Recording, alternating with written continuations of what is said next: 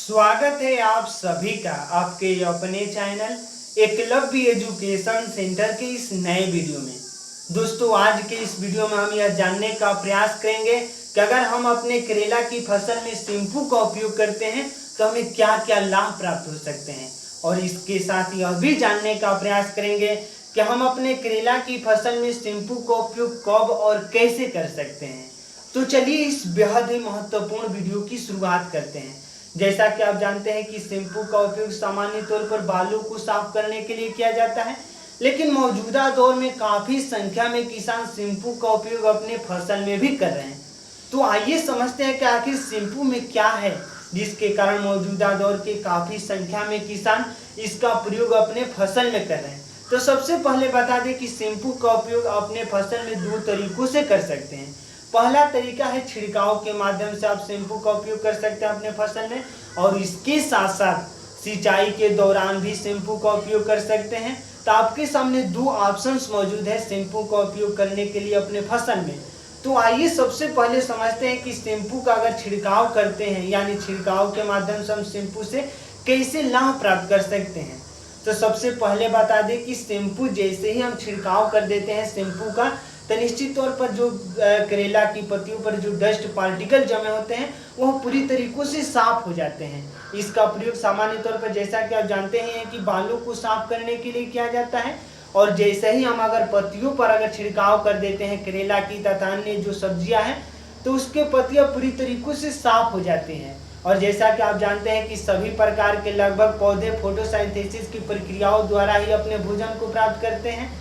तो यह जो शैम्पू का उपयोग जैसे ही हम अपने फसल में छिड़काव कर देते हैं शैम्पू का, तो निश्चित तौर पर जो भी फसल है उसकी पत्तियां पूरी तरीकों से साफ हो जाती हैं, और फोटोसिंथेसिस की जो प्रक्रिया है पूरी तरीकों से तेज हो जाती है।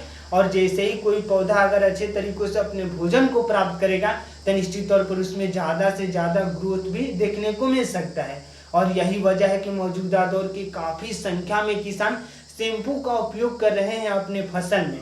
अर्थात शैम्पू का उपयोग जैसे ही हम अगर छिड़काव के माध्यम से करेंगे तो पौधे के पत्तियों को पूरी तरीकों से साफ कर देता है, यानी डस्ट पार्टिकल को साफ करने में कामयाब है शैम्पू।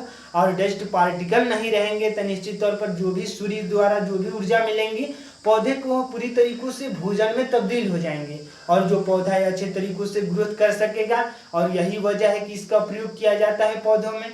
अब आइए समझते हैं कि शैम्पू का उपयोग हम छिड़काव के मतलब अगर सिंचाई के दौरान करते हैं तो हमें क्या क्या लाभ प्राप्त हो सकते हैं। जैसे ही अगर सिंचाई की हम बातें करते हैं तो सिंचाई के दौरान अगर शैम्पू का उपयोग करते हैं तो निश्चित तौर पर उससे भी हम लाभ प्राप्त कर सकते हैं।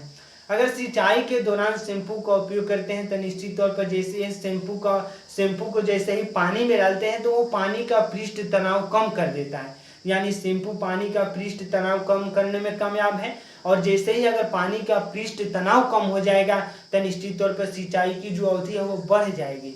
अगर आप अपने फसल की सिंचाई 10 से 12 दिनों में कर रहे हैं, अगर शैम्पू का उपयोग करके अगर सिंचाई करें तो निश्चित तौर पर आपकी जो सिंचाई की अवधि है पूरी तरीकों से बढ़ जाएंगी, यानी आप लगभग 12 से 15 दिनों में इसका सिंचाई कर सकते हैं। तो इस तरह से यह सिंचाई के दौरान आपको लाभ देखने को मिल सकता है। अगर इस तरीकों से अगर शैम्पू का उपयोग करते हैं अपने फसल में तो निश्चित तौर पर आपको लाभ मिलेगा। तो आज के इस बेहद ही महत्वपूर्ण वीडियो में बस इतना ही। अगर आप हमारे चैनल के साथ नए जुड़े हैं और वीडियो अच्छा लग रहा है तो हमारे चैनल को कर दीजिए सब्सक्राइब। धन्यवाद, थैंक यू।